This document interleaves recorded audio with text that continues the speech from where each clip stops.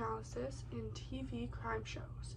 I'm going to be evaluating some examples from Bones and Seven to show you what is fact and what is fiction. Our first scene of investigation is episode 5 from season 12 of Bones. In this scene, we see a contact lens being discovered during autopsy. The contact lens is sent for print analysis in hopes to identify the victim.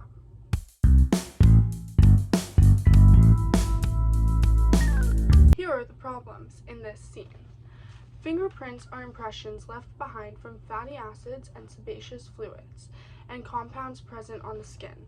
This chemical makeup can give us information such as gender, age, and the diet of the individual. But because of this, it is unlikely fingerprints could be left on a wet object such as a contact lens. Not to mention, this would go against the purpose of contact lenses being sterile in your eye. The episode then cuts, showing the investigators holding the individual's identity. The print is ran, and instantly we have a match, giving us the victim's identity. The victim does have a criminal record, which is necessary for investigators to have a match in the system. But there are a few potential errors. First of all, fingerprint examinations are based on their skill, as we see in this study by Bradford, Early, and colleagues. False negatives are more likely than false positives, but they do occur 0.1% of the time, especially in situations where the print is distorted, as I would suspect on a contact lens. In conclusion, this scene is fiction.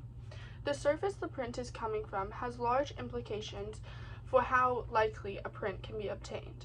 The likelihood of A, getting a print is low in this scene, and B, if it is coming back with a match, is dependent on the examiner's skill, being in the criminal system, and clarity of the print.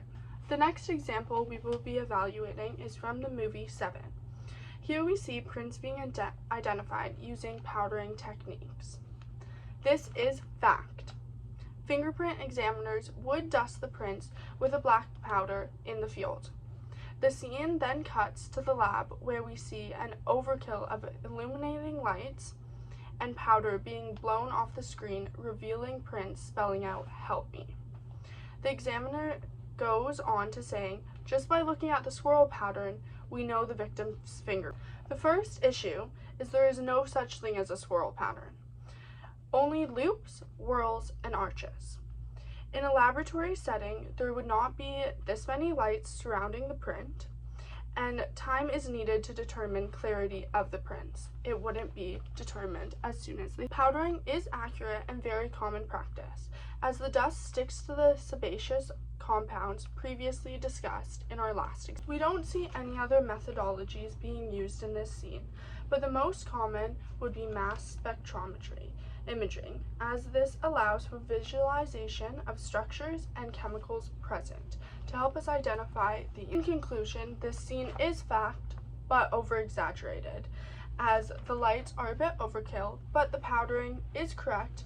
The prints are ran in a computer system, as we see in the end, for a match, and the examiner does say it'll take up to 3 days, which is correct. Take away from this, criminal TV shows do use some of the proper techniques used in the field, but often they are over-exaggerated or slightly twisted to get the results they want, as we always see a match coming back in the system, which can only occur if A, the victim or criminal has a criminal record already and they are in the federal system, or if the print is not damaged at all, which is also unlikely because it depends on the surface and how the print was laid in the first place and the time since it has been there.